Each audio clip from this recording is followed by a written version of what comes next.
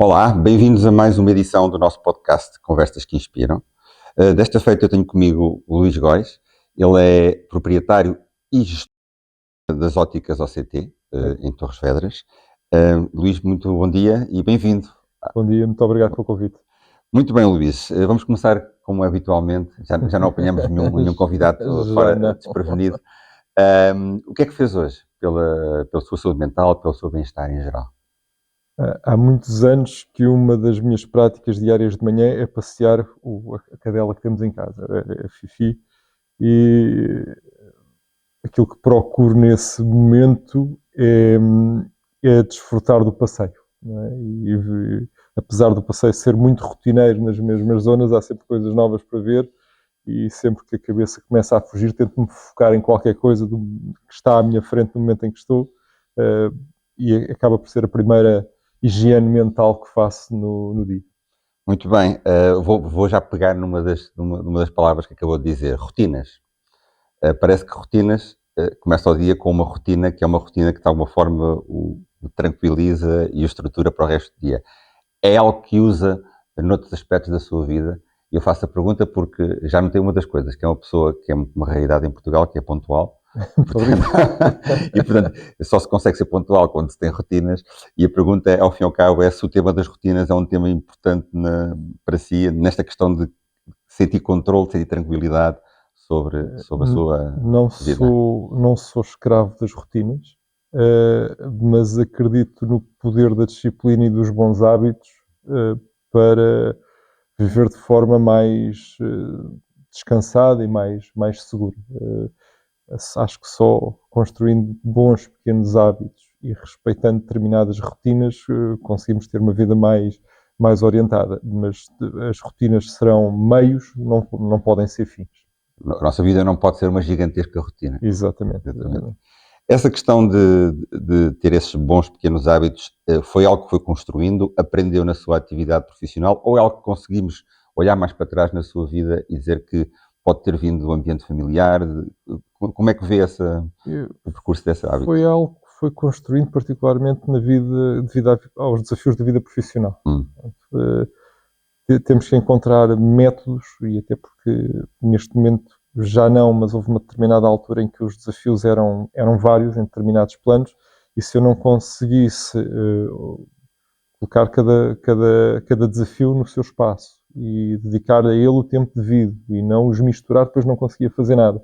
E como tal, reconheço que li sobre isso, apliquei-me um pouco sobre essas matérias para conseguir levar os projetos a bom porto, porque senão depois as pessoas ficam perdidas, ou seja, pequenas coisas como listas de tarefas, agenda, picar a agenda se as tarefas já estão feitas, ajudaram a que conseguisse levar o dia-a-dia e os projetos a bom porto e não entrasse em burnout. porque a dada altura, pelo que sei, acabou por estar envolvido profissionalmente em várias frentes, não só na gestão do grupo onde a sua empresa pertence, como a própria gestão da empresa. Foi fácil esse duplo chapéu? Aí não era tão difícil porque era complementar, não é? Eu estou nas óticas OCT, estou agora fiz em novembro de prata, 25 anos, também estive 10 anos a co-liderar o grupo / cooperativa onde as óticas OCT se inserem, que é o Instituto Óptico, e as atividades acabavam por ser diferentes, mas complementares, e permitiu gerir bem essas duas situações. A par disso, entre 2019 e 2022 ainda tive um projeto imobiliário aqui em Torres Vedras que me orgulho, foi a reabilitação que é o prédio mais central de Torres Vedras. Quando nós descemos a Rua Henriques Nogueira, ele está lá de frente, e foram 3 projetos ambiciosos, não é? As óticas OCT, o Instituto Óptico. E como é que geriu isso na sua saúde mental? A minha mulher diz que eu geri isso com mais cabelos brancos e com poucas horas de sono. Foi como lhe disse há pouco, foi dividindo cada um em seu plano, procurando ajuda em cada uma das situações, porque nada se faz sozinho, respirando fundo muitas vezes. Reconheço algumas noites com menos horas de sono, mas estou satisfeito por esse percurso.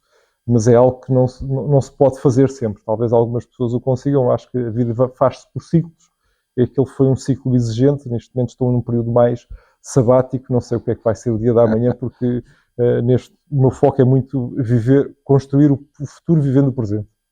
Construir o futuro vivendo o presente, é um bom lema.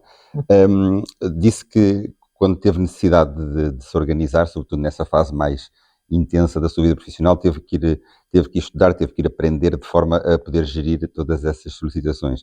Mas há coisas que não vêm nos livros, ou que vêm menos nos livros, que é como gerir também os desafios que nos aparecem mais na nossa esfera pessoal, familiar, etc. Como é que foi gerindo isso ao longo da vida? Porque todos nós temos momentos críticos a esse nível. Partilhava comigo que houve a dada altura, num certo ano, o seu pai falece e é um momento, digamos, definidor na sua vida. Como é que quando chega esse ano, ainda assim um ano simbólico, 1999, e aquele ano estranho, não é? Aquele número estranho, como é que geriu esse momento crítico? Imagino que se sentiu numa encruzilhada, como é que geriu isso? Como é que se equilibrou? Eu, por defeito de formação, ou seja, sou licenciado em Economia, fazer análises SWOT e pôr o deve e o haver, e ainda por cima, não sei se conhecerão, não é? Se forem ver o meu disco, não sei se lhe diz alguma coisa, eu sou muito azul, ou seja, eu sou uma pessoa muito analítica, muito pragmática, o meu melhor amigo é o Excel. Com isto quer dizer que não tenha, por outro lado, a humanidade e relação, mas entre o deve e o tendo com alguma facilidade de pôr as coisas nos pratos da balança e tomar decisões. E o que se passa é isso, ou seja, ponho no prato da balança, tomo as decisões e avanço para as decisões. Não quer dizer que por vezes também sou humano, como todas as outras pessoas, não olho para trás, e isto é uma característica dos humanos que deve ser combatida, que é vamos para o plano A, mas depois ficamos a carpir mágoas sobre o plano B.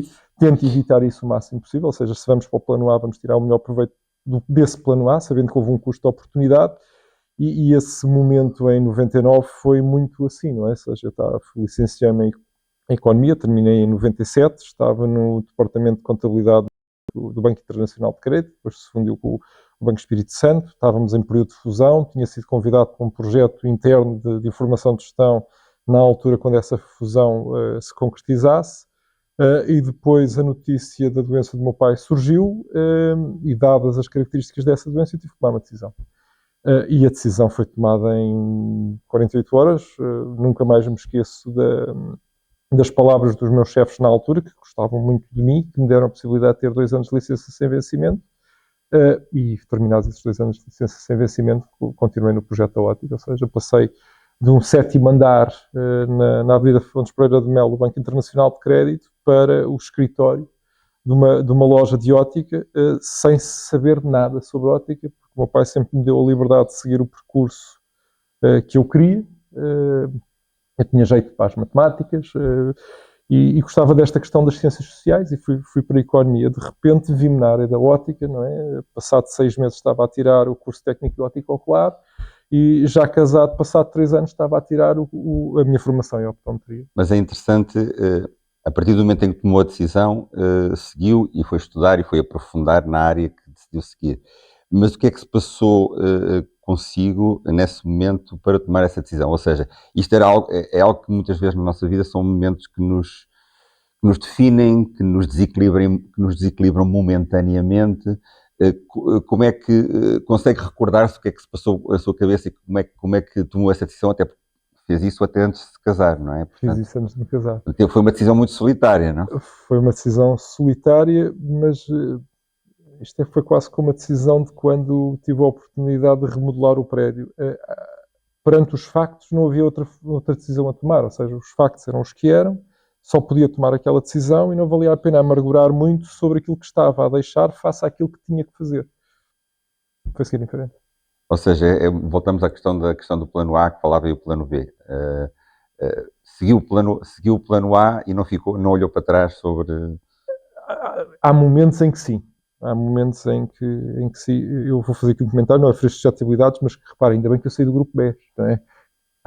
Dito isto, fechando este parênteses, há momentos em que sim, eu tenho o privilégio ainda de manter o contacto com alguns colegas de universidade, há umas semanas fui a almoçar com alguns deles, olho para os percursos deles de sucesso, a esmagadora maioria, e admiro-os, e penso que também, de alguma forma, podia ter partilhado esse percurso, mas também estou muito orgulhoso do percurso que tive, né? E daquilo que trabalhar nas óticas OCT me proporcionou, e, como sempre, é valorizar aquilo que temos, que é uma das coisas que eu agarro muito quando começa a mente a fugir para outras coisas quaisquer, é valorizar aquilo que tenho, e olhar para os outros com admiração para o sucesso que eles tiveram.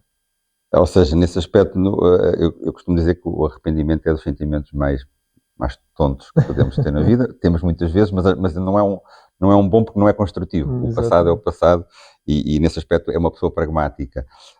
Eu queria falar um bocadinho mais como é que falou há pouco que não se arrependeu e que na altura, imagino que pegou no grupo, comentava comigo que na altura era uma loja, hoje tem 4. Exatamente. E esse processo de crescimento implicou também que você, como pessoa e como gestor, também tivesse que crescer.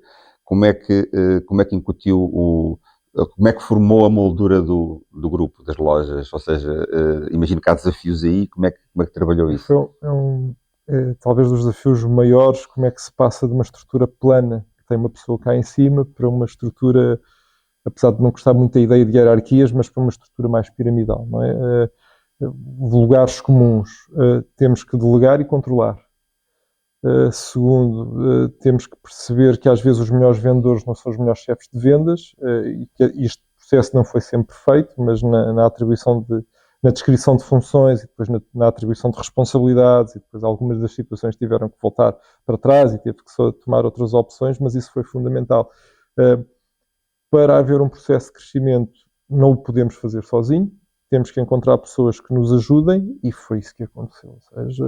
Seja através da equipa interna, seja, reconheço, através de alguns consultores externos, quer na área da gestão mais financeira, quer na área da questão mais marketing comercial, mas, e particularmente uma senhora que teve num período particular nosso, que algum trabalho dela ainda se mantém, foi na área dos recursos humanos, ou seja, na construção da definição de funções, na construção de uma estrutura de avaliação de desempenho, na criação de hábitos de reuniões periódicas e de partilha de informação.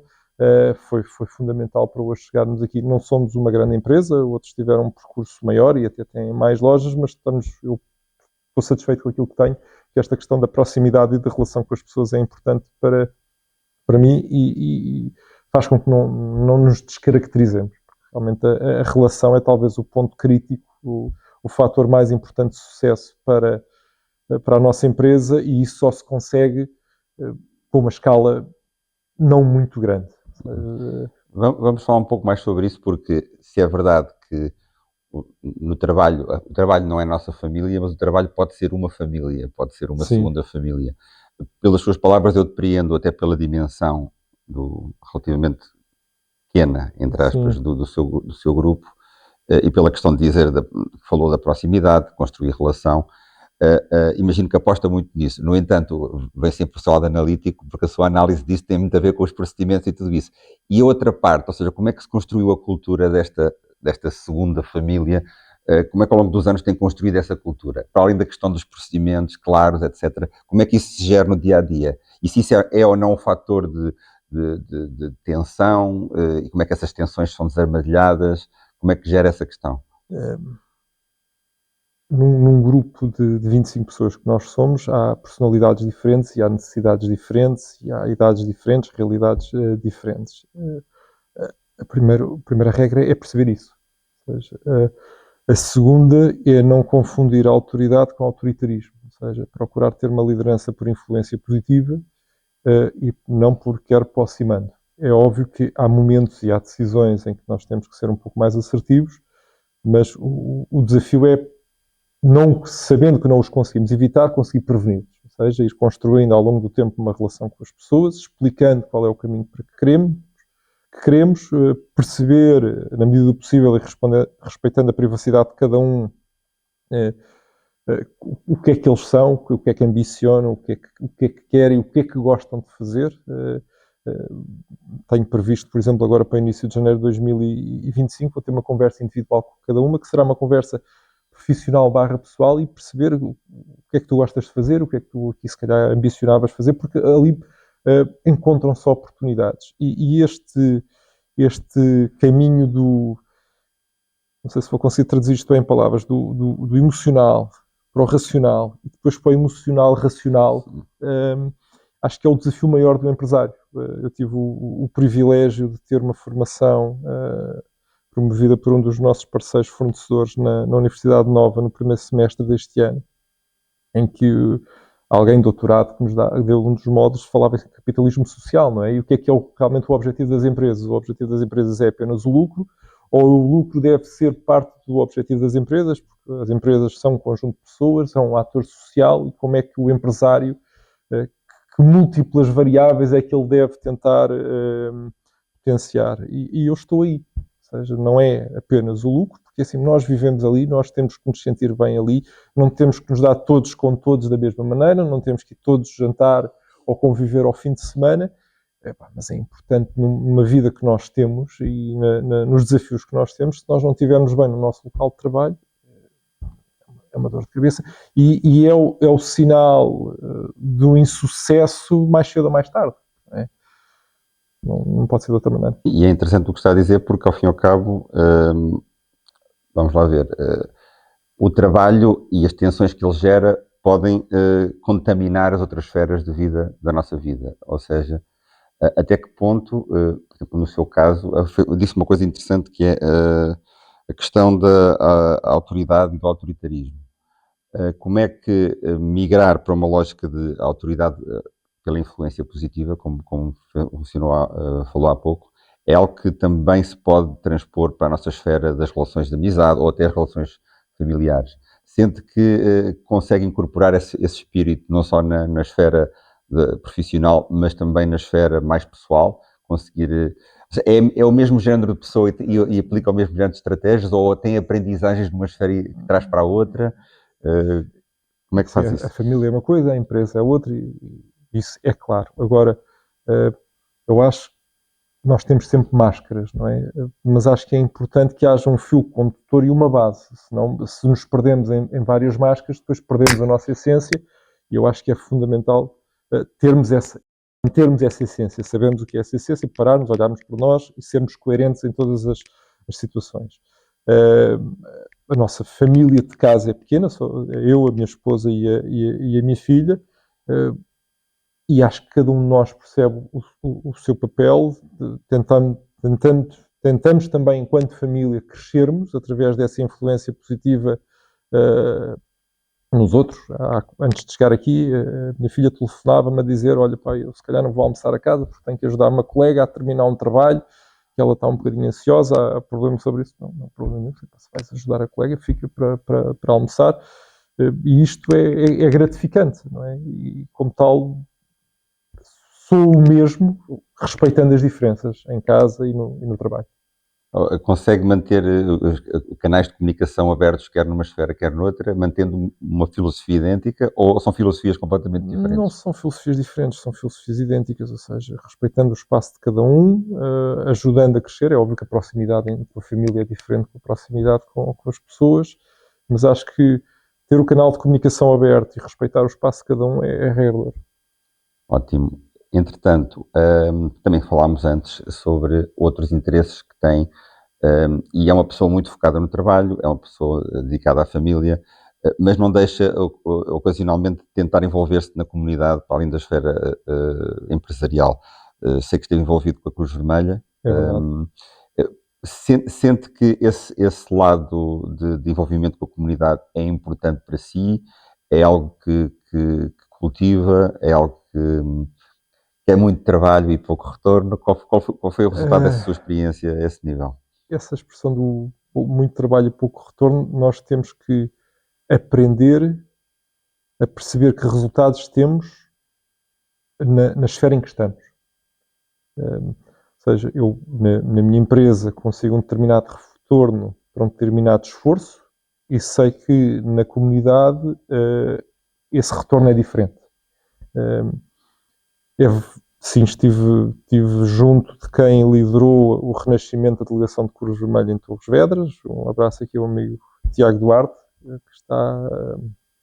foi o responsável por esse renascimento. Estou há muitos anos próximo da Associação Comerciante de Torres Vedras, faço parte da mesa da Assembleia Geral, ainda dentro do mercado da ótica, sou presidente da mesa da Associação Nacional dos Óticos, e esta ideia de pertença e de trabalharmos todos juntos para construir algo melhor, acho que é fundamental para todos e acho que devia ser cultivado desde a infância. Nós vivemos num momento de crítico, de desafio, de polarização e de extremos. E penso que, enquanto comunidade, devemos olhar para todos nós, respeitando as diferenças, mas percebendo que só em comunidade conseguiremos subsistir. E por isso esta minha envolvência, admito que por vezes com algumas decepções, mas com resiliência, ou seja, sempre, e hoje cada vez mais, a acreditar, a aceitar os resultados, a aceitar o outro. Acho que quem trabalha com pares, seja como foi na Cruz Vermelha, que éramos todos voluntários, seja na Associação de Comerciantes de Torres Vedras, seja na Associação Nacional dos Óticos, seja no Instituto Ótico, ou seja, trabalhamos com pares, temos que perceber o outro, temos que perceber os resultados que conseguimos alcançar com aquilo que o outro é, e a mensagem que eu deixo é: não deixem de olhar para a importância de cada um no papel do todo.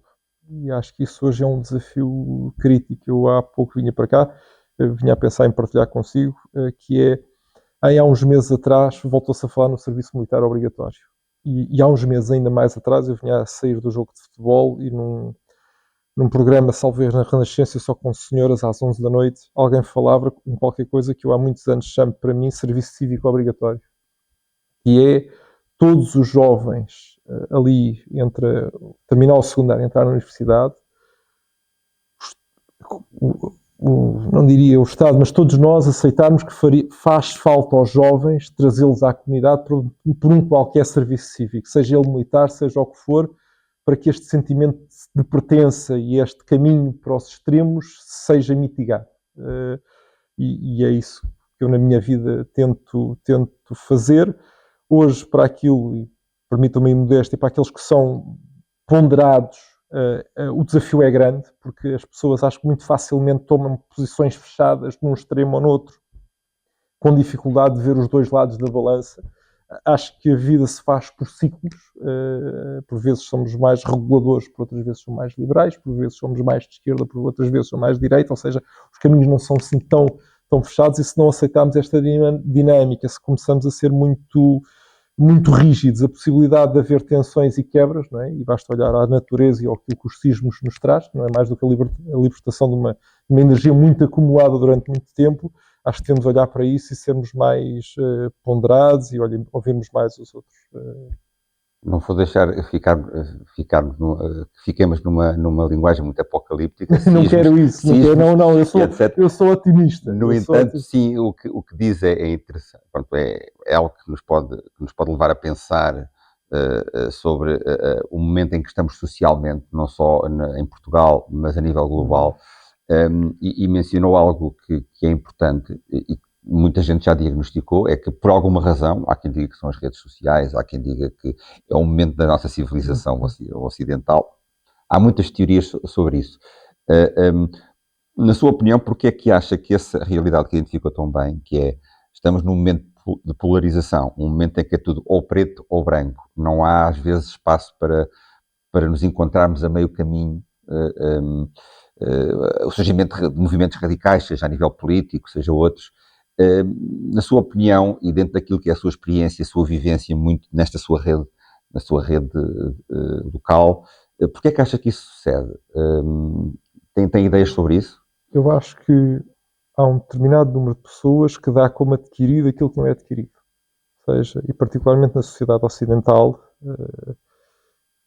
e eu espero que não leve isto como crítica, naquilo que é mais de direita, vá lá, acho que tende-se a criar muros e a se dizer que é um dado adquirido, algo que não é um dado adquirido. Eu lembro-me, nunca mais me esqueci de uma aula de economia internacional em que, apesar de vivermos em ciclos, nós tendemos para a média.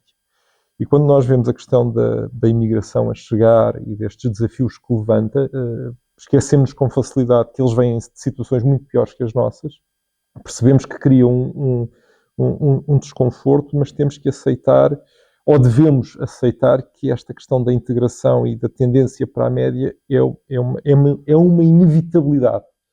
E que, se não acontecer da melhor forma, infelizmente pode vir a acontecer da pior forma. Ou seja, acho que as pessoas provavelmente conhecem a história dos ratinhos no labirinto, não é? Há aquele que fica sentado a chorar sobre o queijo que deixou de desaparecer, e há aquele que sai para o labirinto quando percebe que, se o queijo ali está a cair, provavelmente haverá noutro sítio queijo.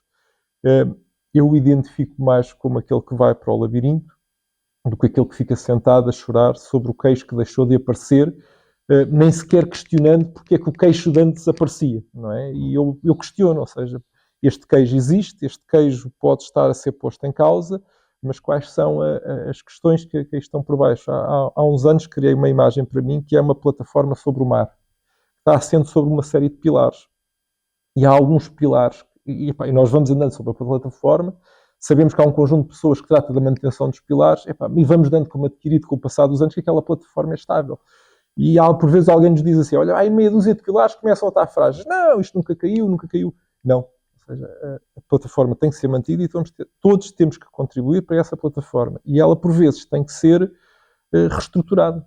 E há pedaços da plataforma que têm que ser tirados para serem construídos outros, e quando se retirarem esses pedaços das plataformas vai gerar descontentamento, porque há coisas que vão ser postas em causa que sempre foi assim e vão ter que deixar de o ser, e esta capacidade para aceitar que há mudança e que também noutra formação alguém dizia no longo prazo não há custos fixos, todos os custos são variáveis, ou seja, tudo é mutável. E só aceitando que tudo é mutável, nós podemos respeitar melhor e aceitar melhor aquilo que temos e valorizar aquilo que temos e não dá-lo como adquirido.